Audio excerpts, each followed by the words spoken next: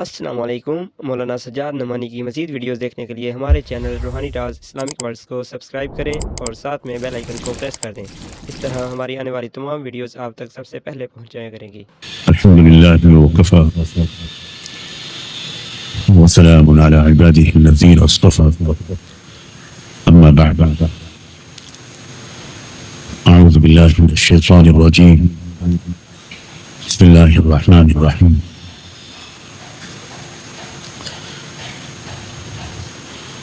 कुंतुम Khaira उम्मतिन उखरिजत लिन्नास तअमुरूना bill मअरूफ व तनहौना अनिल मुनकर व तु'मिनूना बिल्लाह।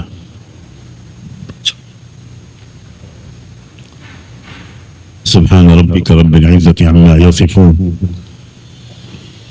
व सलामुन अलल मुरसलीन वल्हम्दुलिल्लाहि रब्बिल आलमीन। अल्लाहुम्मा सल्लि अला सय्यिदिना मुहम्मद व अला आलि सय्यिदिना मुहम्मद व बारिक व सल्लिम। अल्लाहुम्मा सल्लि अला सय्यिदिना मुहम्मद व अला आलि सय्यिदिना मुहम्मद व बारिक व सल्लिम। अल्लाहुम्मा सल्लि अला सय्यिदिना मुहम्मद व अला आलि सय्यिदिना मुहम्मद व बारिक व सल्लिम। एक कौम वो होती है जो सिर्फ अपने हुकूक दूसरी कौमों से और हुकूमतों से मांगती रहती, अपने हुकूक का मुतालबा करती रहती। और एक कौम वो होती है जो दूसरी कौमों के हुकूक अदा करती रहती।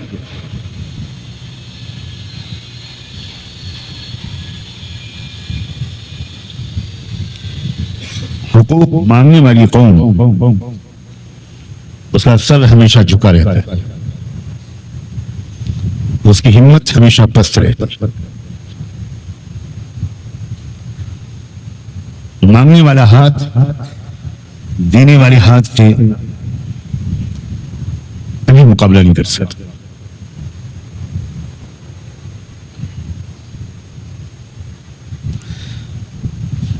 जब तक मुसलमान दूसरी कौमों के हुकूक अदा करते रहे,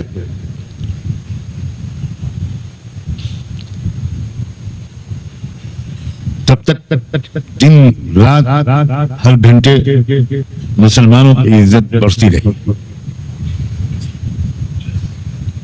उनका एहतराम बढ़ता रहा, उनकी बालादस्ती बढ़ती रही,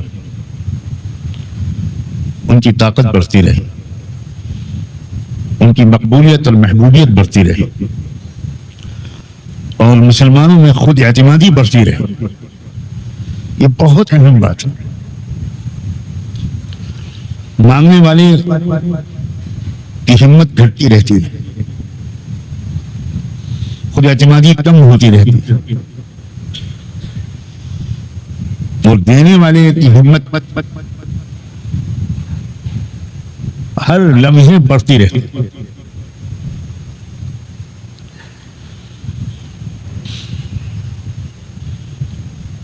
एक घर में दो भाई हों, एक कमाता हो और एक बैठकर खाता, एक खिलाता हो और एक खाता,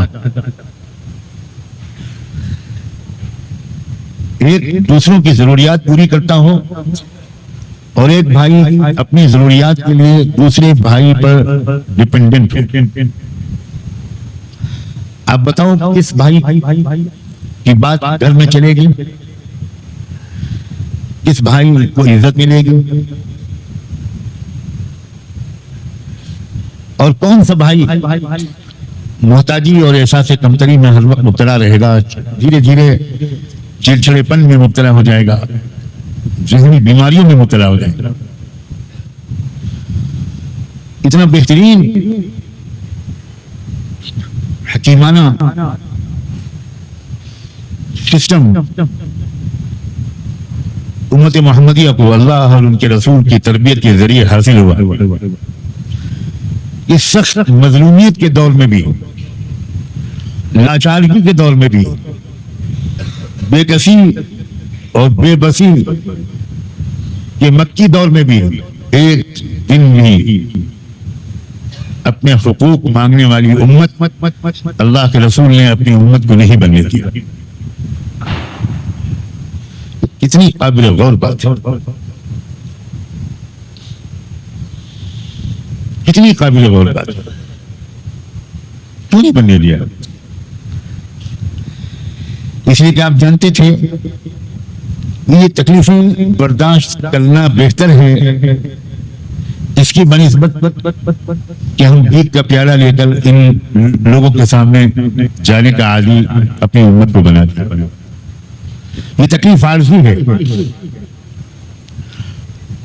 लेकिन वो जो नफ्सियाती तौर पर एहसास कमतरी हुकूक मांगने के नतीजे में इनके अंदर पैदा होगा, वो सदियों तक इनको गुलाम बनाए रखेगा, सदियों तक इनको गुलामी की नफ्सियात में जकड़े रखेगा।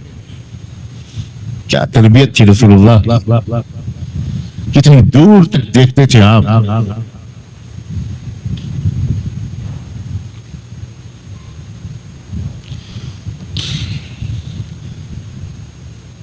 हमारी जो कोशिशें हैं इस वक्त, लोग उनको बहुत सच्ची नजर से देख रहे हैं। मैं उन कोशिशों के पीछे असल हदफ, मकसद और निशाने को आज वाज़ेह करने की कोशिश करूंगा इंशाअल्लाह।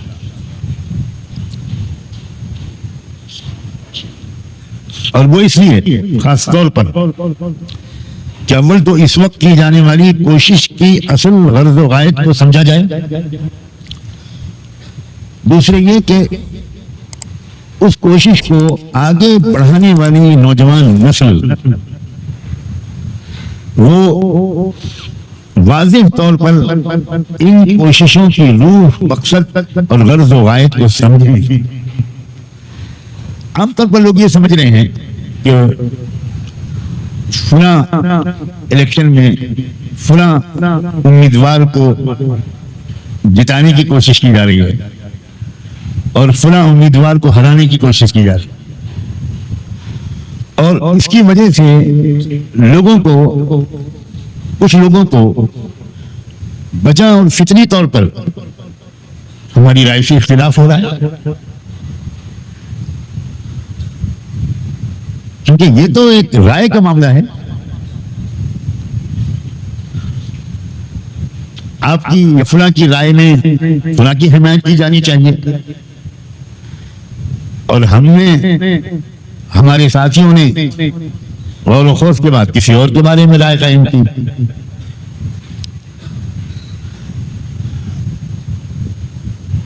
और मैं फिर दोहराता हूं कि इख्तिलाफ राय चाहे बुरे से बुरे तरीके पर हो, अल्लाह का शुक्र है मेरा दिल उसको, उसका बुरा नहीं मानता, बिल्कुल बुरा नहीं मानता।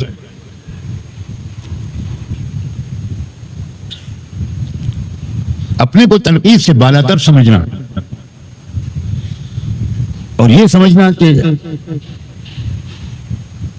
मेरा एहतराम सब पर फर्ज है, मेरी बात को मानना और उसकी तारीफ करना सबके लिए वाजिब है, मुझे बुरा बना कहना हराम है, ये बिल्कुल गलत रवैया है। और अल्लाह से मैं शुक्र की तौफीक मांगता हूँ कि गालिबन मैं दावा नहीं करता, शायद बार बार अपने दिल को झांक कर देखता रहता हूँ। पिछले 2-3 दिन से तो जितना झांका है, अल्लाह मेरी इस्लाह करने वालों को बेहतरीन जज़ा खैर। इमाम गज़ाली रहमतुल्लाह अलैह ने इखलास की तारीफ की है, यस्तवी इंदकल मद्ह वज़्ज़म, यह है इखलास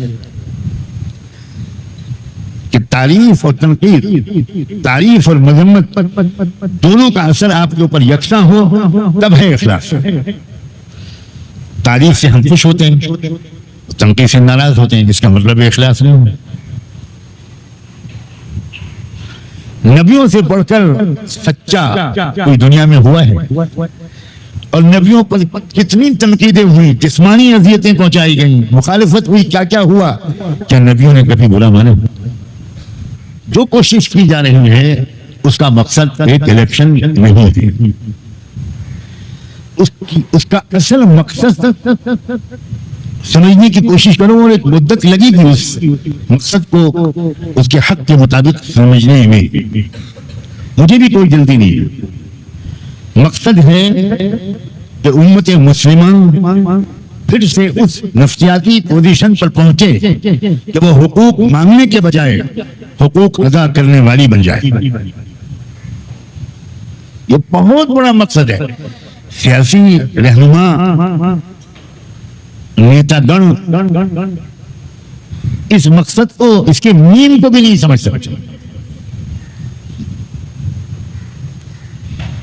लेकिन ये जो काम है उम्मत को इस गुलामी की नफ्सियात से, जिसमें वो सदियों से मुब्तला है, उसको निकालने का काम ये एक दो इलेक्शन में नहीं, एक दो साल में नहीं, शायद एक दो सदी में न पूरा होने पाए।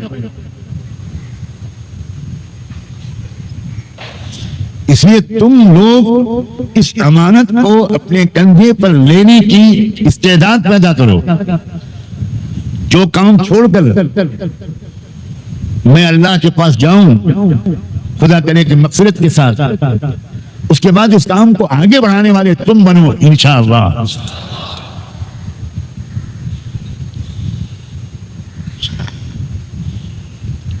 अल-यदुल उलिया खैरुम मिनल यदि सुफ़ला। ये बात एक फर्द के बारे में अगर सादिक आती है तो कौमों के बारे में तो बदर और सादिक आती है। उम्मत इस वक्त यद सुफ़ला बनी हुई है, मांग रही है, और हमारा मकसद, हमारी कोशिशों का मकसद, ऑल इंडिया एकता फोरम बनाने का मकसद, जो तरबियती गुफ्तगूएं यहाँ पर की जाती हैं या कहीं पर मैं करता हूँ, उनके पीछे असल रूह और पैगाम ये होता है कि भाई फिर से वापस हुकूक मांगने की पोजीशन छोड़कर फिर से दोबारा दूसरी कौमों के हुकूक अदा करने वाले बनो। और दूसरी कौमों का सबसे बड़ा हक क्या है? कुंतुम खैरा उम्मतिन उखरिजत लिन्नास तअमुरून बिल मारूफ। ये पहला हक। कौमों का सबसे पहला हक यह है कि उन कौमों को कवानीन फितरत की तरफ लाया जाए। जब कौमों के हुकूक की बात आती है तो बिल्कुल मादी हुकूक की तरफ ध्यान जाता है। कुरान के नज़दीक सबसे पहला हक यह है कि कौमों को फितरत के कवानीन के मुताबिक जीना सिखाया जाए, और जो कौम फितरत के कानून के मुताबिक जीना सीख जाती है वो तमाम मादी जरूरियात बदरजे औला पूरी कर। अलग अलग मादी जरूरियात के तज़किरा करने की जरूरत ही नहीं। फितरत पर अगर आ गई तो फितरत पर जीने वाला इंसान खुद खा ले और दूसरा भूखा रहे, ये नहीं हो सकता। खुद पहन ले और दूसरा नंगा रहे, ये नहीं हो सकता। खुद का बच्चा तालीम पाए, पड़ोस का बच्चा जाहिल रहे, फितरत के मुताबिक जीने वाला इंसान ये नहीं कर सकता। कुरान मजीद हजारों सफ़हात में कही जाने वाली बात को एक लफ्ज में कहता है।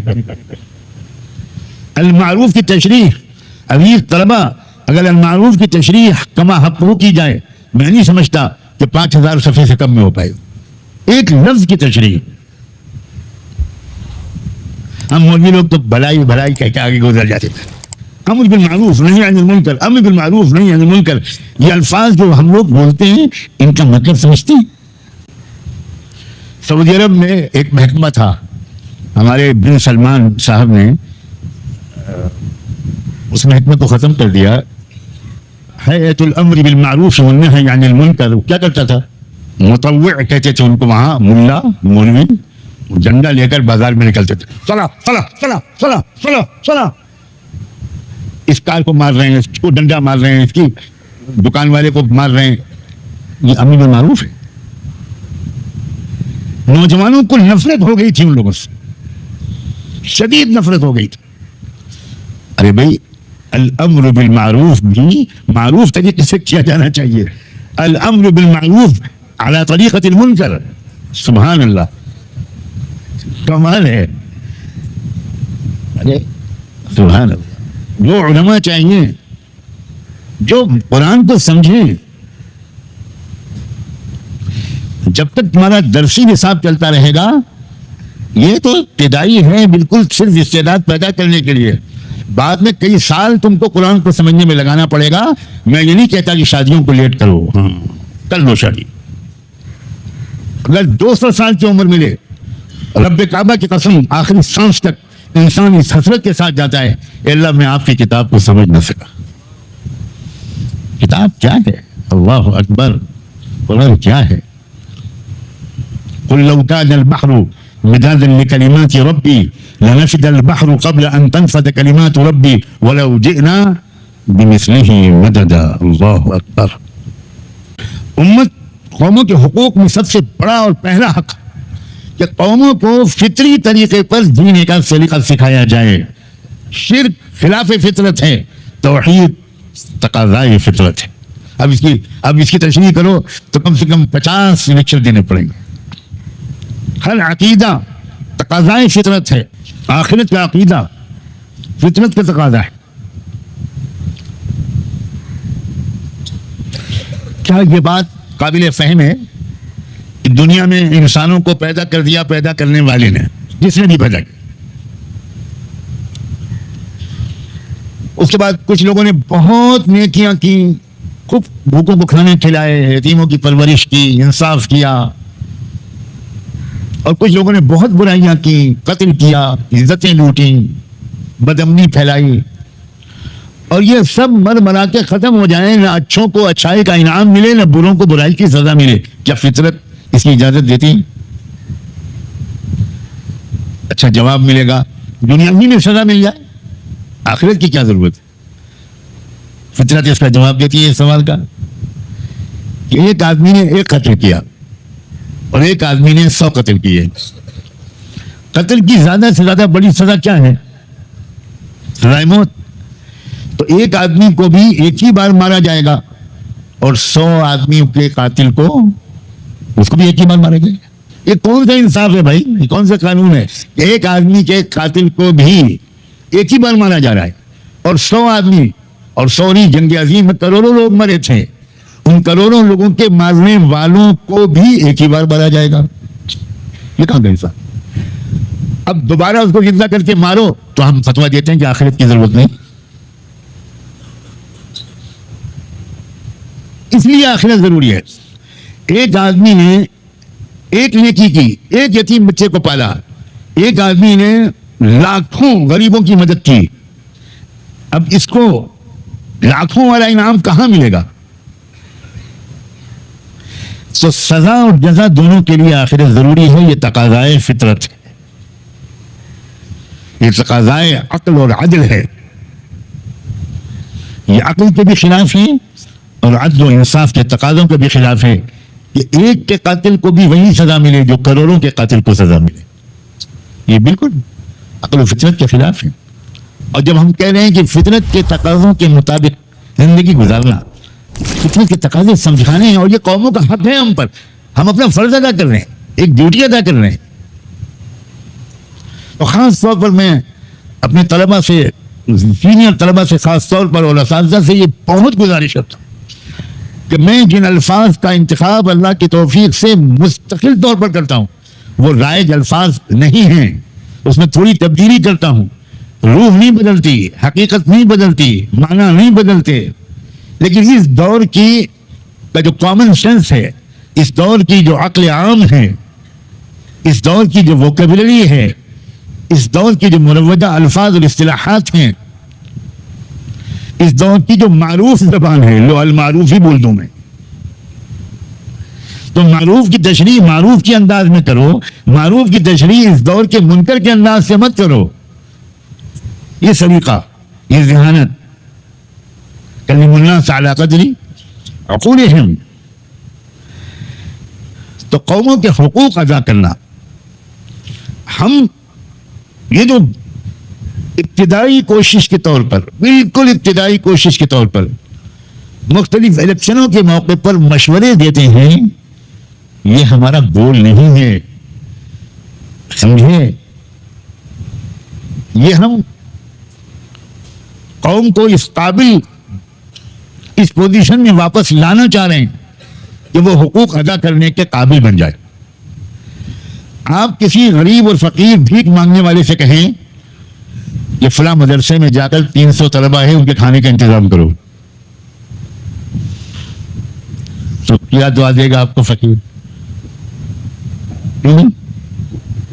वो बेचारा भीख मांग रहा है, आप कह रहे हैं कि दारुल इमाम रब्बानी में जाके चंदा दो, तो वो फकीर कहेगा अल्लाह मैं भूखा फकीर तो हूं मगर पागल नहीं हूं, तेरा शुक्र है।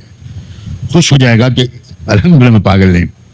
ये साहब जो कार से उतरे और मुझे कह रहे हैं वहां जाके 300 लोगों को चंदा दो, ये मुझसे बड़े फकीर हैं, मेरा दिमाग तो ठीक है। उम्मत मुस्लिमा को उस पोजीशन पर लाना पड़ेगा पहले कि वो हुकूक अदा करें, ज़हनी और नफ्सियाती तौर पर। जरा सा आपने अपनी ये पोजीशन बनाई अल्लाह की तौफीक से और सिर्फ अल्लाह की तौफीक से कि आपके इशारे पर वोट इधर से उधर, उधर से इधर हो सकते हैं, तो बड़े बड़े लीडर भागे दौड़े चले आएंगे आपके पास, आजिज कर देंगे, ना सोने देंगे ना खाने देंगे, और माशाअल्लाह ऐसे मोहब्बत से बातें करेंगे कि ये लगेगा कि भाई हमारे मुल्क में तो सब फरिश्तों की औलादें रहती हैं। किसी पार्टी में हज़रत जिब्रील की नस्ल है, किसी पार्टी में हज़रत मिकाईल की है, और किसी पार्टी में ये जिसकी इस वक्त हुकूमत। अपने को ज़हनी तौर पर तैयार करो, असल मकसद को समझो। क़यादत और इमामत के मनसब पर हम पहुंचेंगे तो उम्मत पहुंचेगी। जब कायदीन ही क़यादत और इमामत के मनसब पर नहीं पहुंचेंगे तो कौन कैसे पहुंचेगी, उम्मत कैसे पहुंचेगी? मैं समझता हूं कि जो पूरी बात मुझे कहनी थी उसका वक्त नहीं बचा, इतनी बात भी मैंने कह दी है, इसको याद रखना। और इस वजह से एक बार फिर मैं इस मौके का फायदा उठाकर ये गुजारिश करता हूं कि जहां तक हो सके 1 महीने की मेहनत और काविश और मुशावरत के बाद और एक एक इलाके की जमीनी मालूमात हासिल करने के बाद जो राय कायम की गई है, उस राय को पूरे महाराष्ट्र के वोटर्स, न सिर्फ मुसलमान बल्कि किसान भाई, मराठा भाई बहनें, किसान भाई बहनें, दलित भाई बहनें, क्रिश्चियन लोग और दूसरी और तमाम कास्ट और सब कास्ट के लोग, वो उस लिस्ट को अहमियत दें, गौर करें, जहां तक हो सके उसको एक्सेप्ट करें और कबूल करें। और मैं इस मौके से फायदा उठाकर हमने जिन तमाम उम्मीदवारों और पार्टियों के हक में अपनी राय भेजी है, उन लीडरों से भी और एक एक कैंडिडेट से, एक एक उम्मीदवार से मैं यहां पर यह कहना चाहता हूं कि आप लोगों का काम उस दिन खत्म नहीं होगा जिस दिन के वोट पड़ जाएंगे। आप इस गलतफहमी से निकलिए जिसमें आप में से ज्यादातर लोग फंसे हुए हैं कि हमारा काम उस दिन खत्म हो जाता है जिस दिन वोट पड़ जाते हैं, उसके बाद रिजल्ट आने तक हमको जरा आराम करने का मौका मिलता है, हम बहुत थक जाते हैं इलेक्शन से पहले की मेहनतों में। नहीं, आप अपनी एक टीम तैयार रखिए, अलग ताजा दम, चाहे उसको 24 घंटे या 48 घंटे पहले आराम देना पड़े। जो इलेक्शन के दिन के शाम से लेकर काउंटिंग की आखिरी ऐलान तक 24 घंटे वो पहरेदारी करें, इसलिए कि बहुत बड़े पैमाने पर वोटिंग मशीन, जिसको ईवीएम कहते हैं, उसको बदला जा रहा है। पहले दूर बैठकर मशीनों में हैकिंग होती थी, अब उससे काम चलता हुआ नजर नहीं आ रहा। उसका काउंटर ढूंढ लिया गया, तो अब मशीनों को बदला जा रहा है। पूरी यकीन के साथ मैं कह रहा हूं कि जिन मशीनों में वोट डालने वाले लोग वोट डालते हैं, वो मशीनें बाहर भेज दी जाती हैं कहीं और स्ट्रांग रूम जहां मशीनों को महफूज रखा जाता है, वोटिंग के दिन से लेकर काउंटिंग के दिन तक उस स्ट्रांग रूम में दूसरी मशीनें रख दी जाती हैं, मशीनों को बदल दिया जाता है। मुझे इंतहाई अफसोस भी हुआ और ताज्जुब भी हुआ जब महाराष्ट्र के एक बड़ी पार्टी के एक बड़े लीडर से अभी 4-6 दिन पहले मैंने उनको ये बात बताई, तो वो हैरान ले गए। क्या मतलब, क्या होता है? तो मुझे हैरत हुई कि बहुत बड़ी पार्टी के सबसे बड़े लीडर को एक मौलवी बता रहा है ये स्ट्रांग रूम में क्या होता है। कुछ खबर नहीं उनको। चुनांचे उन्होंने अपने पीए से कहा कि जरा गौर से सुनो, नुमानी साहब की बात, इसको नोट करो, फिर बाद में मीटिंग करेंगे हम इस पर। वाह भाई वाह।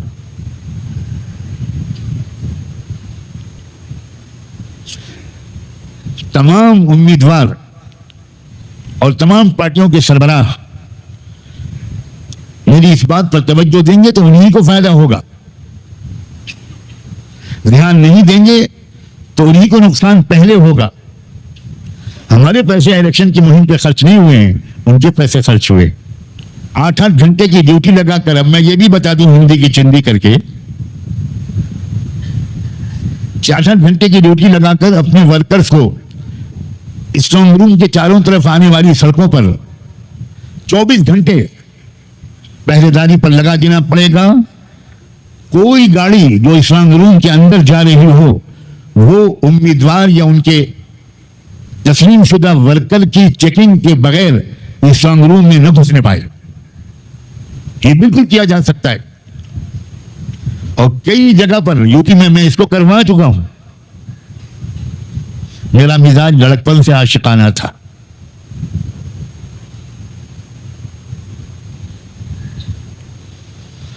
हर 8-8 घंटे पर अपने नौजवान खड़े कीजिए और चारों तरफ की सड़कों पर खड़े कीजिए। कोई गाड़ी आ रही हो, रुक पाइए, उसको चेकिंग कीजिए क्या जा रहा है उसमें। और स्ट्रांग रूम से जो गाड़ी बाहर निकले, छोटी हो या बड़ी, उसको भी रुकवाइए और चेक कीजिए कि उसके अंदर से क्या निकाला जा रहा है स्ट्रांग रूम के अंदर से। ये बहुत अहम बात है जो आज जुमे की इस महफिल में मैंने कहना इसलिए भी मुनासिब समझा कि हो सकता है कि यही बात उन पार्टियों के लीडरों और कैंडिडेट्स तक ये पहुंच जाए, इसलिए कि कम से कम इलेक्शन तक वो मेरी तरफ बहुत मुतवज्जे है।